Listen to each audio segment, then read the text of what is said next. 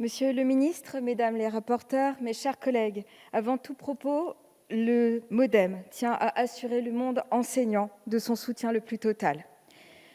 Notre assemblée examine aujourd'hui les crédits de la mission enseignement scolaire du projet de loi de finances 2021. La constance du budget de l'éducation nationale au rang de premier de l'État confirme la volonté du gouvernement et de cette majorité à faire de l'éducation l'une des priorités du quinquennat. Le groupe MoDem se félicite ainsi de la hausse des crédits apportés à cette mission qui, avec 1,6 milliard d'euros supplémentaires, atteindra 53,6 milliards en 2021. Alors que l'épidémie de coronavirus connaît un rebond significatif en cette fin d'année et que la crise sanitaire engendre des conséquences économiques préoccupantes, cette hausse des crédits permettra la continuité pédagogique, indispensable notamment dans la lutte contre le décrochage scolaire. Notons d'ailleurs que les actions coordonnées avec les collectivités territoriales pour éviter les déscolarisations se poursuivent. Dans le cadre de la rentrée 2021, le plan de continuité pédagogique défini a permis la mise en place de dispositifs d'accompagnement personnalisé. Les enjeux pour 2021 sont nombreux, mais les progrès accomplis déjà conséquents. Je rappelle la loi pour une école de la confiance de 2019 et ses 4 mesures phares: l'instruction obligatoire dès 3 ans, l'obligation de formation jusqu'à 18 ans, le pré-recrutement des enseignants, la création d'un service public de l'école inclusive.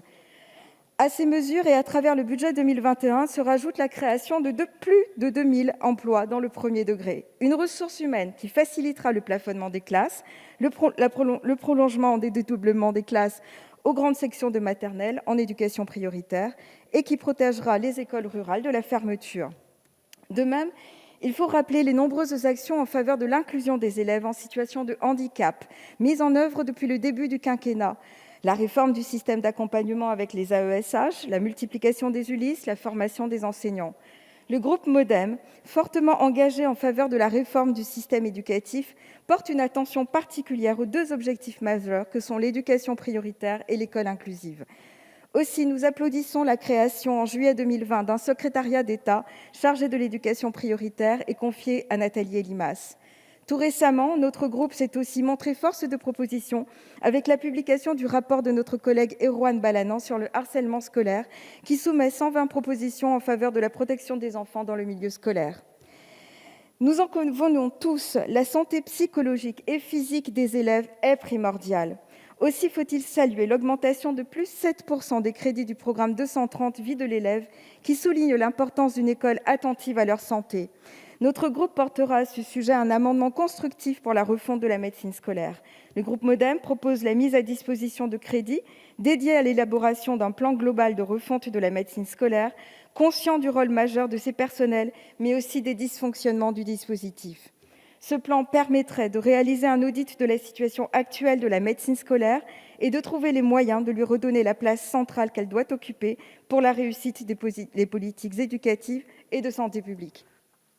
Nous soulignons encore l'importance du programme 214, soutien de la politique de l'éducation nationale, à travers l'objectif 2, amélioration de la qualité de la gestion des ressources humaines, avec comme grands axes d'action le recrutement, la formation, l'accompagnement, la reconnaissance et la revalorisation.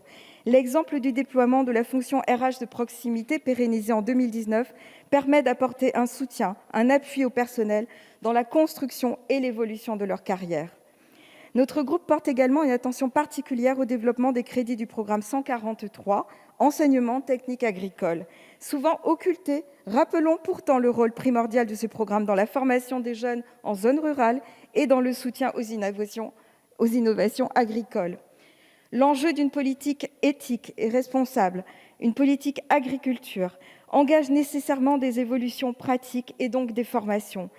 La capacité des investissements actés par le PLF 2021 doit donc être considérée comme l'une des réponses de l'agriculture de demain.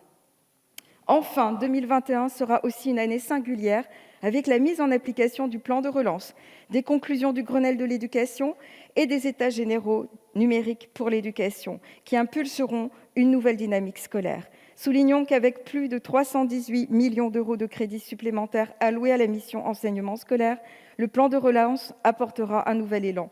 Ces crédits permettront par exemple l'ouverture de 200 places supplémentaires au sein des internats d'excellence ou encore l'ouverture du dispositif Cordée de la réussite à plus de 120 000 élèves.